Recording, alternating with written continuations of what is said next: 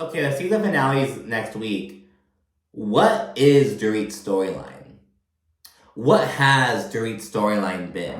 What's up, guys? Welcome back to my channel. So I'm here today to talk about The Real Housewives of Beverly Hills, Season 13, Episode 16, Diamonds in the Rough. And full disclosure, this episode was very much just filler, basically not a whole lot happened. Really the main kind of takeaway is the question of whether the ladies owe Erika an apology. More specifically, Garcelle, I think, because Sutton and Crystal did apologize to Erika. Kyle did as well. Dorit kind of acknowledged, the situation, but she was also kind of holding Erika a bit more accountable, you know what I mean? But Garcelle was flat out I felt some kind of way, and, I stand on that. And, I totally get that, but it's also can you acknowledge, I felt this kind of way, though I acknowledge that, you had the positive appeal, you're kind of doing your own thing, you know what I mean? Can you acknowledge, that Erika handled the shit while also, standing on your past opinion about the earring situation? You know what I mean? Because Erika was very apathetic. And this is even factoring in the whole, she can't just give the earrings up because even if she doesn't say anything, it's going to be seen as an admission of guilt in the court of public opinion. You know what I mean? The same kind of thing of oh, why don't you just say sorry? Why don't you just apologize for it? Because if I apologize for it, it's kind of an acknowledgement, oh, you wouldn't be apologizing if you didn't do anything wrong. So I kind of get it's a really fine line to kind of navigate with that, but that's kind of the question, do the ladies in general owe Erika an apology for, their treatment of her over the past 2 years? And by treatment of her, I do mean, the grilling of her, you know what I mean? So, I don't know. So let me know what you think in the comment section. You should also like and subscribe while you're down there. But let's jump right on into it. So this episode opens up with Erika going to the therapist, and she says, everything I didn't think was possible is now happening. And they reflect on how, just a year ago, Erika was I have to rebuild, what am I gonna do, blah, blah, blah. And, she was just hopeless, basically. So she really moved past that, and they reflect on that and that kind of journey. Though Erika does say that, not having her safety net of Tom Girardi and his overall support, but most specifically the financial support, it's scary, you know what I mean? She's, on the trapeze, on the high wire, and she doesn't have that safety net anymore. So she's kind of trying to navigate that. Then she also brings up the favorable rulings she recently got about the earrings. So they were oh, you have to give the earrings up. Erika appealed the decision, and in the appeals court, it worked out in her favor. So it's a good step in the right direction for her, essentially. And she feels upset that, the ladies all had something to say when, I was going through the earrings bullshit. And now, oh, look at that, something positive happened, I'm not really as on the hook, as fucked as you thought I was, and now it's crickets. But you know what? That's kind of how life is. You know what I mean? Everyone has something to say while you're fucking down, and a lot of those same people won't have something to say when you fucking come up. That's kind of just how life is in general. I imagine it's amplified in the public eye, but this is Erika's friend group, I guess. You know what I mean? Friend group, depending on how you want to look at it, but it is what it is. So she talks about that, and she feels there's some unresolved issues between her and some of the ladies.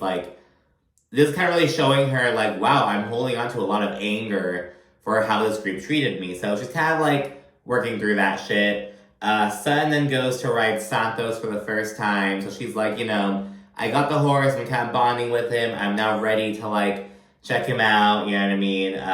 Kyle then drops by afterwards. She chats with Sutton about and how she's embracing Christian leaving and really letting go of everything and just, really embracing moving on. It's girl, you should have left that shit back in Spain. You know what I mean? Don't you already left the ashes, he's moving, come on girl, get up. Kyle brings up therapy at that point, and she says that she and Mauricio have started going to couples therapy. So for a while it was just Kyle, but now it's both of them talking to the guy. Cal discusses how she and Mauricio, they're like both working so much and growing apart. Sutton mentions that when she was married, it was like Christian started getting super busy while Sutton stayed down here. But with Cal and Mauricio, they're both moving like in opposite directions. And Sutton was like, okay, he's super busy with the agency. He mentioned that, we have 85 offices right now. We're going to have 100 by the end of the year, blah, blah, blah. He's growing super quickly. And with Kyle, they're like, what is Kyle doing? Well, I said, well, she's getting back into acting and like just kind of embracing her peace, channeling different pursuits, I guess. But, Mauricio is very go, go, go, while Kyle seems to be embracing. She's still on go, but it's kind of like embracing a bit of like a chiller vibe. She even mentioned it, she wants to just like move to the fucking forest and kick it, and you know what I mean? So she talks about that, and Kyle also mentions that over the years, she has made a ton of sacrifices, and she just wants Mauricio to basically put that, like, to sacrifice a little bit himself to, like, save the relationship, you know what I mean? She's like, I've done so much, and I want to see some of that same effort being reciprocated, basically. And yeah, so she wants Mauricio to prioritize her and their relationship, but he's just working. That is his whole mindset right now. We then go to Garcelle, and she's with her sons, and they're doing this, like an ad for a campaign. It is called Cyber Smile, and it's about cyberbullying, based on what Jax went through last year with all the bots and haters and whatnot. The agency, like, reached out to them and asked if they wanted to, like, lend their voice to, like, the movement, if you will. So they're kind of doing that. She said that Jack was, like, super down for it, like, help other kids and whatnot, and to, like, use his platform for good and everything. The other twin, Jade, he's, like, doing the cue cards. He's doing a fucking awful job. He's, like, moving around, making faces, prematurely dropping them. It's, like, a shit show for a little bit. And afterwards, she chats with Jax about how, he's taught her a lot, about how she has to approach parenting differently with the two twin boys, and reflects on what he's taught her and how she's proud of him, yada, yada, yada. Sutton goes on a second date with Steve, it's just very fillery, you know what I mean? Then we go to Kyle's house, and she and Mauricio, they're chilling. He's having a glass of wine, and she's having a glass of non-alcoholic beer. And I'm like, I don't fuck with alcohol. I don't fuck with beer. I don't, but like, why are you a non-alcoholic beer?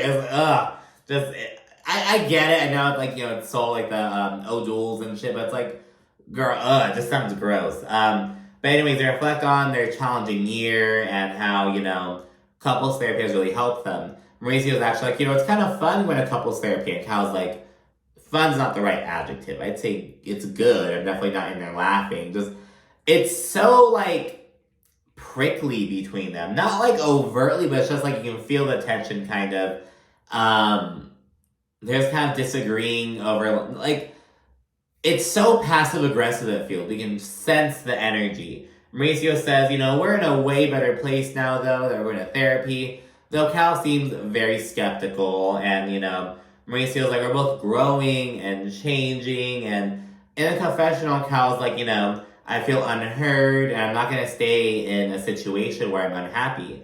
And she says that, the same things that she doesn't want her daughters to accept, she isn't going to accept. And I really like that she said that, because, like, it's that whole, like, oh, you can do whatever to me, but don't hurt my family, don't hurt my friends. It's the same kind of vibe. It's like, if you see someone you love in a situation, you're going to be so quick to, like, see it with, like, clearly for what it is. But, when you're in that situation yourself, you can have rose-colored glasses. So like that, she's like, no, I wouldn't want my daughters to, like, stay in a situation like this, so I'm not going to. And I thought that was really powerful of her to say. They go to Anne-Marie, and earlier in this episode, in, like, a little throwaway scene, she mentioned she's going to be planning a diamonds and champagne brunch for Mother's Day. So now it's time for that. Ladies are all getting ready and everything. And Dorit is upset because PK has been in London for 12 days on a business trip, and he's going to be MIA for Mother's Day. But he doesn't give a fuck. He's like, I mean, you're not my mother. And, he's also like, Mother's Day is not really a big deal in England. And it's like, okay, well, regarding the "you're not my mother," what Dorit, you gotta shut that down. Like, I am the mother of your children, and I'm your wife. What the fuck? Like, it's not cool. And regarding the Mother's Day is not a big deal in England. Your wife is American. She may have fucking adopted this fake ass accent. She was born in Connecticut. You know what I mean? She was born and raised in Connecticut. It's like you guys like, oh, it's not a big deal over there. Bitch, you live here. It's like it's a big deal like in America and your family's American. Like, bro, get it together. You know what I mean? It's like, what the fuck? It's like so stupid of him. So yeah, and we're gonna see some more in the next episode of like them bickering. And honestly, someone asked on Twitter, like, okay, the season finale is next week. What is Dorit's storyline? What has Dorit's storyline been? So you know what, bitch? I'm just gonna say it. Dorit, like, to save your spot on the show, bitch, you're gonna have to fucking leave PK. You're gonna have to, like, bring a divorce storyline. Then you can have your, like, upward trajectory vibe. You gotta pull a fucking Lisa Hochstein, bitch. Because, like, what is your storyline this season? Last season, you had the PTSD shit going on. You can't talk about that bit this season, but you can't ride on that. You know what I mean? Like, I don't know, girl. So, I don't know. Consider Dorit. What do you want? The show or PK, bitch? You gotta choose. Gotta choose. I'm so mean. Just fucking saying. But yeah, Emery's party then goes on, and it's very nice. You know what I mean? It's really pretty vibes. A lot going on. But there's some cheap champagne there, and Sutton clocks it. She's like, I'm not drinking that. People on Twitter are also talking shit, because they're like, bitch, I buy better champagne than Corbel. What the fuck? So, we're all talking about that. Erika's there vibing with Garcelle because there's a jeweler there, so you can like buy some jewelry and whatnot. So kind of like they try some shit on, and she then chats with Anne-Marie about the Spain trip. Erika says, you know, I was surprised at how upset I got while releasing the ashes, like, you know, when she had that moment addressing the group. And Anne-Marie says she wants to chat with Crystal and kind of put their issue to bed. The ladies keep pouring in. Sun's the last one to roll in. She's late, she's lit, and she has a fucking roadie on her. And people are like, well, good thing she has a roadie because she's not going to drink that cheap champagne, so good for her. Oh, so funny. She was walking up. She was like, where's the handrail? There's no handrail. Oh my gosh. And just little things like that. And it reminded me of Salt Lake City because Angie K didn't have a handrail in her house, and that's why Monica ate shit. It's like, gotta have the fucking handrail, bitch. You know what I mean? I know it's like, oh, it looks so much sleeker with that one. Because objectively, it's like, okay, you don't have this thing on the side, but bitch, you need a fucking handrail. Like, come on, girl. But anyways, on the side, Erika tells Crystal that she was the only one who apologized for contributing to her pain. And, you know, she really appreciates that because she wishes some others would also have the balls to apologize. Anne-Marie pulls Crystal aside, a chit-chat. They clear the air and they agree to move on at that point. Sun tells her about her date, and, you know, things are going well with Steve, it seems. At that point, Erika's with the group and everything. They're all together in the sitting room. And Erika addresses them and says, you know, I think that we need to support each other and, you know, back each other up a bit more. And she also admits that, you know, half of her wants an apology from the people who doubted her in the past. But the other half of her is like, well, if they wanted to apologize, they fucking would have done so already. So, like, what the fuck? So, she kind of is opening up about these kind of feelings. Sutton, she's right next to Erika, and she kind of accepts it. She's like, yep, you know, I was down on you in the past, and I haven't apologized. She's talking about me. She kind of owns that. But Dorit, she gets defensive immediately. She's like, Erika, like, do you not understand, like, the situation that we were in? And in the confession, she goes more into detail. It was very difficult to support her. She was not making it easy. She had no empathy. She couldn't talk about it. Meanwhile, every 2 seconds, there was a new article about something that was so damn shocking. At that point, Kyle jumps in and she's like, I always believed you, Erika. That it wasn't a question of whether you were telling the truth, but it was your handling of the situation that I had an issue with. And then Garcelle's like, you know, I didn't want to see you fall, but I had an opinion, and I'm going to stand on that. So they all kind of say their piece a little bit. Kyle does apologize a little bit. She's like, you know, I'm sorry if like I wasn't there for you enough, but she's kind of like, you know, that was the situation that we were in. You were not handling the situation well. Dorit also kind of shares a similar sentiment. Sun straight up apologizes, though. She's like, Erika, I'm sorry.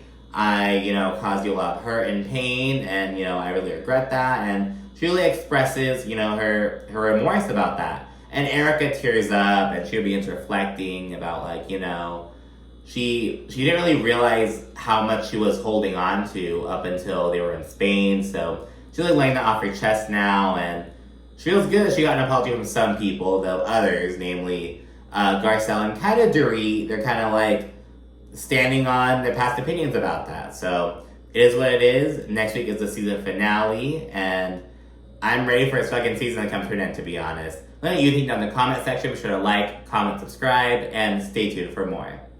Thanks again. Bye.